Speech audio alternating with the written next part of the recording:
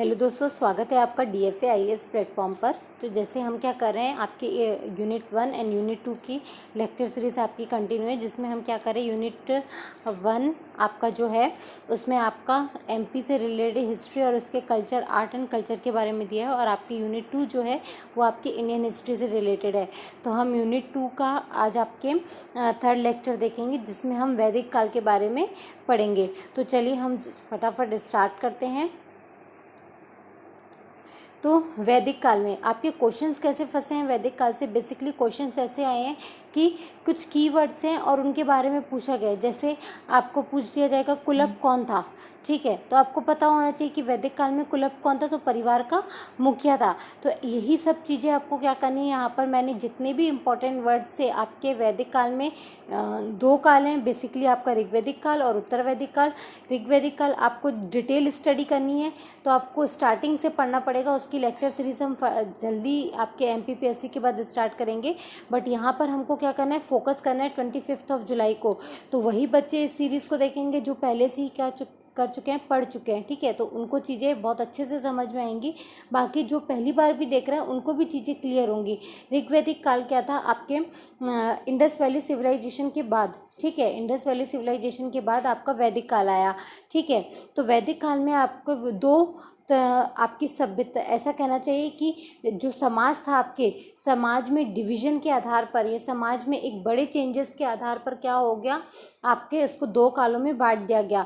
तो ऋग्वैदिक काल जो था वो आपका लगभग आपके 1500 से, ठीक है, 1000 ईसा पूर्व तक था, ठीक है। और आपका उत्तर वैदिक काल जो था वो 1000 ईसा पूर्व से लगभग 600 यानी ईसा पूर्व यानी BC तक था। तो ऋग्वैदिक काल में क्या था कि समाज जो था बहुत ही मतलब ऐसा कहना चाहिए कि लिबरल था, ऐसे कोई ऊंच नीच नहीं थी। लेकिन जैसे जैसे कर्मकांड बढ़ते गए आपके समाज में क्या आ गई, ऊंच नीच। और आपका समाज जो 4 वर्णों में पहले भी बटा था, ठीक है, वो 4 वर्ण कौन से, ब्राह्मण, आपका क्षत्रिय, वैश्य और शूद्र। इनमें क्या था, जिसकी जैसी योग्यता होती थी उसके अकॉर्डिंगली उसका वर्ण क्या होता था, डिसाइड किया जाता था। बट उत्तर वैदिक काल आते आते क्या हो गया, ये वर्ण जो व्यवस्था थी स्थायित्व होगी, यानी ब्राह्मण का बेटा ब्राह्मण कहलाने लगा, क्षत्रिय का बेटा क्षत्रिय, वैश्य का वैश्य और शूद्र का शूद्र। तो ये क्या हो गया, आपका कास्ट सिस्टम जो बोलते हैं ना, एक जटिल कास्ट जाति व्यवस्था का उद्भव होना, वो यहीं से क्या हुआ, आरंभ हो गया, और समाज में क्या हो गई, जटिलता प्रारंभ हो गई। तो ऋग्वैदिक काल में समाज लिबरल था। यहाँ पर महिलाओं की क्या थी, थोड़ा सा उनको सभा समिति में क्या किया जाता था, अलाउड किया जाता था उनको अपनी बात रखने का। और यहाँ तक आते आते महिलाओं का स्तर भी क्या होता गया, गिरता गया उत्तर वैदिक काल तक आते आते। तो बेसिक क्या है, ये इनके बीच में डिफरेंस है, और इसी के बेस पर क्या किया गया, वैदिक काल को दो कालों में डिवाइड किया गया है। अब हम देखते हैं कि कुछ ऋग्वैदिक काल के जो इम्पोर्टेंट कीवर्ड्स हैं और कुछ जो उत्तर वैदिक काल के इम्पोर्टेंट कीवर्ड्स हैं। तो देखिए, ऋग्वैदिक काल में जो आपका भारत वाला जो देश है, उत्तर पश्चिमी इलाका, जहाँ से आर्य आए थे, और वहाँ पर बेसिकली क्या है, सिंधु घाटी सभ्यता के लोगों का पतन करके फिर इन लोगों ने वहाँ पर कब्जा किया था, और यहाँ पर एक वैदिक सभ्यता का आपका स्थापना की थी। तो वैदिक सभ्यता उस समय उस प्रदेश को क्या बोला जाता था, सप्त सिंधु प्रदेश कहा जाता था, और ब्रह्मवर्त भी कहा जाता था, ठीक है। हिमालय की चोटी को वो क्या कहते थे, मूंजवंत, क्या कहते थे वो, मूंजवंश, या ठीक है। परिवार के मुखिया को कहा जाता था, कुलप कहा जाता था। गायें इनके लिए सबसे बड़ी क्या थी, इनकी एक तरीके से क्या, जैसे आज क्या है, सोना है, ठीक है, गोल्ड है, पैसे हैं, कैश है, जिसके पास ज़्यादा है वो ज़्यादा अमीर है। उस समय पर जिसके पास, जिस व्यक्ति के पास ज़्यादा गायें होती थी वो सबसे ज़्यादा अमीर कहा जाता था। गाय का महत्व हर तरीके से, आर्थिक, सामाजिक और धार्मिक दृष्टि से क्या था, उसका बहुत ज़्यादा महत्व था। इसलिए गाय को क्या कहा जाता था, अघन्या कहा जाता था। और अघन्या का मतलब है कि न मारने योग्य, मतलब जो गाय को मारता था उस पर वो एक तरीके से गाय हत्या का दोष लगता था और उसको सज़ा मिलती थी। तो गाय को नहीं मारा जाता था उस समाज में। अमाजू मीन्स जो लड़कियां बहुत लंबे समय तक विवाह नहीं कर रही हैं, अविवाहित, तो उनको क्या बोला जाता था, अमाजू कहा जाता था। दस्यु यानी, अब आर्य आए थे, आर्यों ने ही वैदिक सभ्यता का क्या किया, स्थापना की। तो जब आर्यों ने क्या किया, किससे लड़ाई की, अनार्यों से, तो अनार्यों को इसमें क्या कहा गया, ऋग्वैदिक काल में आपका दस्यु कहा गया। ठीक है। उर्वरा किसे कहा जाता था, जुते हुए खेतों को। खिल्य किसको कहा जाता था, पशुचारण योग्य भूमि को। सीर किसको कहा जाता था, हल को कहा जाता था। श्रेणी किसको कहा जाता, हसीन को कहा जाता था। ठीक है, जिससे फसल वगैरह काटते हैं। और क्या है, करीम। ठीक है, करीम को देखो, करीश को क्या बोला जाता है, गोबर खाद। ठीक है, गोबर खाद क्या थी, करीश कहा जाता था। फिर आइए, और क्या है आपका तक्षण। तक्षण किसको कहा जाता था, बढ़ई को कहा जाता था। ठीक है, तक्षण बढ़ई को कहा जाता है। बेकनाट सूदखोर को कहा जाता था। वाय किसको कहा जाता था, जुलाहे को कहा जाता था। निष्क उस समय की क्या थी, आपकी आदान प्रदान की एक साधन था, विनिमय का साधन था। जैसे आज विनिमय का साधन क्या है, आपकी करेंसी। आप जो कॉइन्स हैं, ठीक है, नोट्स हैं, आप क्या करते हो, किसी चीज़ के कंपैरिजन है, उसको क्या करते हो, आप देते हो और आप सामान लेते हो। तो ये आदान प्रदान का क्या है, आपका एक जरिया है, विनिमय का एक जरिया। तो उस समय विनिमय का जो जरिया होता था वो क्या होते थे, निष्क। ये एक मुद्रा के समान ही होते थे। ठीक है, पणि, व्यापारी को क्या कहा जाता था, पणि कहा जाता था। और अधिकारी, वहाँ पर जो उच्च उच्च अधिकारी होते थे उनके समूह को क्या कहा जाता था, रत्निन कहा जाता था। तो ये हो गया आपका ऋग्वैदिक काल। अब ये याद रखिएगा, ऋग्वैदिक काल के बारे में जानकारी कहाँ से मिलती है, तो आपके ऋग्वेद से मिलती है। ठीक है, ये ऐसा वेद है जिससे क्या मिलती है, आपकी केवल ऋग्वैदिक काल की जानकारी मिलती है। और इसी समय आपका ऋग्वैदिक काल के समय ही क्या कहता है, ऋग्वेद लिखा गया था। तो इसी से जानकारी मिलती है। और उत्तर वैदिक काल, बाकी के जो 3 वेद हैं आपके, कौन कौन से, आपके यजुर्वेद, सामवेद और अथर्ववेद, तीनों के तीनों वेद क्या है, उत्तर वैदिक काल में लिखे गए। और उत्तर वैदिक काल के बारे में क्या देते हैं, आपको जानकारी देते हैं। क्योंकि देखिए, ऋग्वैदिक काल में चीज़ें बहुत ही सरल थी, बट उत्तर वैदिक काल में क्या हो गई, समाज में जटिलता आ गई। तो उस जटिलता की वजह से कर्मकांड प्रवृत्ति का क्या हुआ, बढ़ गया। तो आप देखिए, अथर्ववेद जो आखिरी वेद है आपका, सबसे नवीन वेद है, उसमें कितने कर्मकांडिक जादू टोने, तंत्र मंत्र का आपका उल्लेख किया गया है। ये इस बात का प्रतीक है। देखिए, तो उत्तर वैदिक काल में आपके छंदोग्य उपनिषद में, ठीक है, छंदोग्य उपनिषद में 3 आश्रमों का वर्णन है। ठीक है, अब यहाँ पर आते आते उत्तर वैदिक काल आश्रम व्यवस्था, आश्रम सिस्टम जो होता है, आश्रम सिस्टम क्या होता है, एक व्यक्ति की उम्र के हिसाब से। ठीक है, यानी एक व्यक्ति की, इधर पे बहुत शॉर्ट में समझाती हूँ, एक व्यक्ति की उम्र को मान लिया जाता है कि वो 100 साल तक जिएगा। ठीक है, 100 साल तक जिएगा, तो इसकी उम्र को क्या कर देते थे, 4 भागों में बांट देते थे। यानी 4 भागों में बांटोगे तो क्या होगा, 25, 25, 25 और 25। तो पहले के 25 वर्ष क्या होंगे आपका, जो आप कुंवारा जीवन बिताते हो। ठीक है, जिसमें आप क्या होता है, फिर कुंवारा, जिसमें आप शिक्षा दीक्षा लेते हैं। ठीक है, ठीक है, तो ये हो गया आपका। फिर आता है 25 वर्ष आपका कौन सा, गृहस्थ जीवन। 25 वर्ष की आयु में क्या करते हो, आप विवाह करते हो। तो आपका ये बाल आश्रम, फिर आपका गृहस्थ आश्रम, फिर आपका क्या आ गया, तीसरा वानप्रस्थ। ठीक है, वानप्रस्थ आता है। वानप्रस्थ में क्या है आपका, जिसमें आप क्या करते हैं, अब आप 25 साल आपने क्या किया, गृह गृहस्थी संभाल ली।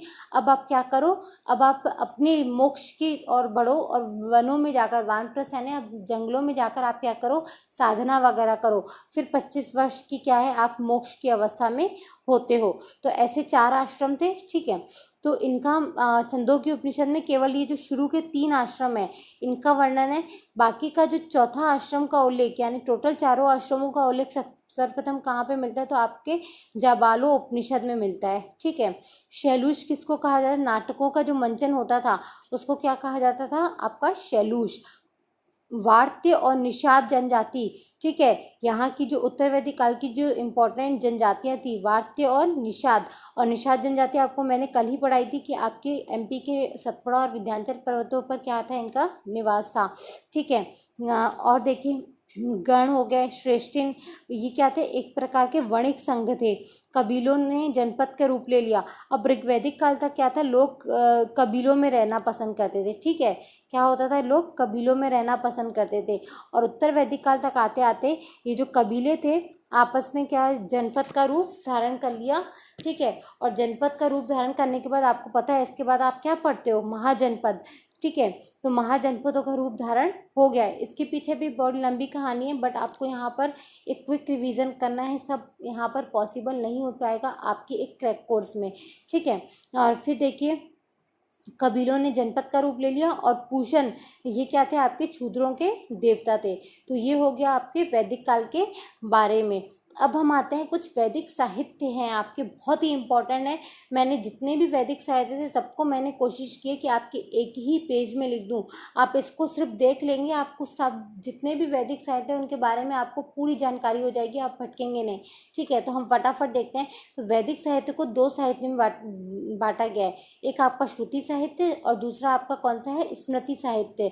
तो जो श्रुति साहित्य थे ये क्या थे कि जो बड़े बड़े महात्मा थे उनके कहे हुए शब्द जो थे उनको क्या हो गया, क्या बाद में उनको लिखा गया। ठीक है, तो ये क्या, और स्मृति साहित्य ये बाद में आए। ठीक है, तो ये क्या माने जाते हैं, स्मृति साहित्य से ज़्यादा पवित्र माने जाते हैं। कौन, श्रुति साहित्य। इसमें कौन कौन से साहित्य आते हैं, तो वेद आते हैं आपके, 4 वेद जो हैं, 6 वेदांग जो हैं आपके। ठीक है, ब्राह्मण ग्रंथ आते हैं, आरण्यक आते हैं, उपनिषद आते हैं, सारे के सारे किस में आते हैं, आपके श्रुति साहित्य में। और स्मृति साहित्य में आपके क्या आते हैं, पुराण और सूत्र साहित्य। तो हम फटाफट देख लेते हैं आपके कि वेद, और फिर आपके आगे बढ़ते हैं। वेद क्या है, आपके पता है आपको 4 वेद हैं। कौन कौन से, ऋग्वेद, यजुर्वेद, सामवेद, अथर्ववेद। तो इनके बारे में मैंने आपको फर्स्ट क्लास में भी बताया था। ऋग्वेद में क्या है, आपके मंत्र वगैरह का उल्लेख है, सूक्त वगैरह है। सूक्त बेसिकली, सूक्त का मतलब होता है प्रार्थनाएं। ठीक है, ऋग्वेद का पाठ करने वाले को होत्र कहा जाता है, ये तो पता है आपको। इसमें 10 मंडल है और 1028 क्या है इसकी में सूक्त हैं। यजुर्वेद में क्या है, इसके यजुर्वेद का पाठ करने वाले को क्या बोला जाता है, अधर्व्यू। ठीक है, अधर्व्यू। यहाँ पर यजुर्वेद में बेसिकली क्या है, आपके मंत्रों और श्लोकों का संग्रह है, और इन मंत्रों और श्लोकों का पाठ करने वाले को क्या कहा जाता है, अधर्व्यू कहा जाता है। ठीक है, नेक्स्ट है आपका कौन सा, सामवेद। आपको पता है ये संगीत का क्या है, प्रथम क्या है आपका ग्रंथ है। ठीक है, फिर नेक्स्ट है आपका अथर्ववेद। इसमें तंत्र मंत्र और जादू टोने से संबंधित क्या की गई हैं, बातें लिखी गई हैं। नेक्स्ट आते हैं हम कौन से, वेदांगों में। तो वेदांग क्या है, आपके 6 वेदांग हैं। कौन कौन से वेदांग, बेसिकली क्यों होते क्या हैं, वेदों के अंग ही होते हैं। ठीक है, इधर से समझ में आ गया, वेदों के अंग। वेदों को और अच्छे से समझने के लिए क्या है, आपकी वेदांग है। वेदांग बेसिकली 6 प्रकार के हैं, शिक्षा, कल्प, व्याकरण, निरुक्त, छंद और ज्योतिष। शिक्षा में क्या है, किसी भी मंत्र का क्या होता है, या किसी भी श्लोकों का, किसी भी वर्डों का क्या होता है, शुद्ध उच्चारण होता है। कल्प में क्या होता है, यज्ञों का संपादन कैसे करें, वो उनके बारे में जानकारी दी गई है। व्याकरण में आपके व्याकरण के नियम दिए गए हैं। निरुक्त में शब्दों की व्युत्पत्ति कैसे हुई, यानी उनकी उत्पत्ति, एटमोलॉजी जिसको हम कहते हैं। जैसे आप पढ़ते हो ना इंग्लिश में कि पर्टिकुलर वर्ड के लैटिन भाषा से उत्पन्न हुआ, लैटिन वर्ड है। ठीक है, लैटिन भाषा से वर्ड आया है। तो वैसे ही शब्दों की उत्पत्ति कहाँ से हुई है, किस में दिया गया, आपके निरुक्त वेदांग में। फिर छंद में छंदों के बारे में दिया गया, और ज्योतिष में बारे में, खगोल विज्ञान के बारे में दिया गया। यहाँ से 200 क्वेश्चंस पूछे गए हैं कि कल्प किससे संबंधित है, व्याकरण किससे संबंधित है, ज्योतिष किससे संबंधित है। ये तो आपकी यूपीएससी लेवल तक का क्वेश्चन पूछा गया है। ये आप चाहें तो प्रीवियस ईयर के क्वेश्चन देख सकते हैं। फिर है आपका ब्राह्मण ग्रंथ, वेदों की आध्यात्मिक व्याख्या के लिए है। अब वेदों की समझने के लिए और अच्छे से वेदांग है, और वेदों की जो एक तरीके से आध्यात्मिक व्याख्या के लिए क्या दिए गए हैं, आपके ब्राह्मण ग्रंथ दिए गए हैं। तो अलग अलग ऋग्वेद से संबंधित अलग अलग ब्राह्मण ग्रंथ हैं। तो जो इम्पोर्टेंट ब्राह्मण ग्रंथ हैं मैंने इनके बारे में आपको यहाँ पर लिख दिया है। जैसे ऋग्वेद में आपके ऐतरेय और कौशिकी है, यजुर्वेद में आपके तैतरीय और शतपथ है, सामवेद में आपके पंचवेश, जैमिनीय और षड्विश है, अथर्ववेद में गोपथ है। दोस्तों आपको ये पीडीएफ जो है आपको कहाँ पर, आपके टेलीग्राम लिंक पर जो आपके डिस्क्रिप्शन बॉक्स में दी होगी उसमें आप जाकर आप इस पीडीएफ को डाउनलोड कर सकते हैं। ठीक है, फिर है आपका आरण्यक। आरण्यक क्या है, आपके एक तरीके से ऋषियों द्वारा जंगलों में रचित है। ठीक है, जो बड़े बड़े ऋषि होते थे क्या करते थे, वो वानप्रस्थ का जीवन जीने के लिए निकलते थे, तो वहीं पर क्या करते थे, जंगलों में वो ग्रंथों को रचना करते थे। तो यही है, जैसे ऐतरी हो गया, आपका शंखायन हो गया, छंदोग्य हो गया, जैमिनी, ये सारे के सारे क्या हैं, आपके आरण्यक ग्रंथ हैं। फिर है आपके उपनिषद, तो वेदों की दार्शनिक व्याख्या के लिए। ठीक है, अब वेदों की दार्शनिक व्याख्या की देखिए दोस्तों, याद रखिएगा, वेद है। ठीक है, वेदों को समझने के लिए वेदांग, फिर वेदों की आध्यात्मिक व्याख्या के लिए आपके ब्राह्मण ग्रंथ। आरण्यक वो हैं जिनको जंगलों में लिखा गया, और वेद को एक तरीके से वैचारिक और दार्शनिक रूप से इनकी व्याख्या के लिए क्या आए, उपनिषद है। उपनिषद का शाब्दिक अर्थ होता है कि गुरु के समीप बैठकर एकांत में क्या करना, ज्ञान की प्राप्ति करना। ठीक है, तो आपके टोटल 108 उपनिषद हैं। फिर हम चलते हैं आपके कहाँ पर, स्मृति साहित्य में। तो स्मृति साहित्य में दो हैं, पुराण और सूत्र साहित्य। तो पुराण आपको बस इतना याद रखना है कि 18 पुराण है, टोटल पुराणों की संख्या 18 है, और जिसमें से मत्स्य पुराण जो क्या है वो सबसे प्राचीन है।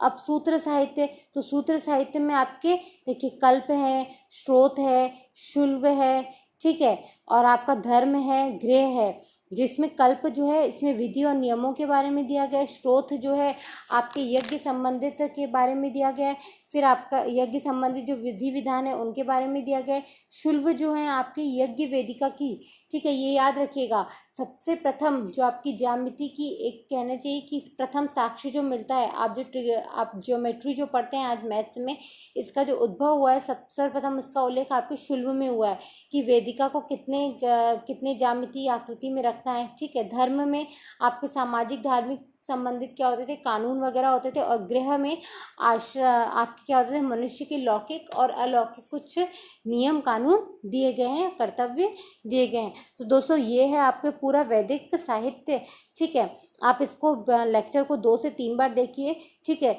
आपको यहीं पर सारे के सारे साहित्य याद हो जाएंगे, और आपको वैदिक काल के बारे में जितने भी इंपॉर्टेंट वर्ड्स हैं वो भी मैंने आपको क्या है बता दिए हैं, ठीक है। तो लेक्चर को अगर आपको पसंद आया तो प्लीज़ इसे लाइक, शेयर और चैनल को सब्सक्राइब ज़रूर कीजिएगा, और बेल आइकन को प्रेस करना मत भूलिएगा ताकि आपको फर्दर लेक्चर्स के नोटिफिकेशन मिल सके। धन्यवाद दोस्तों।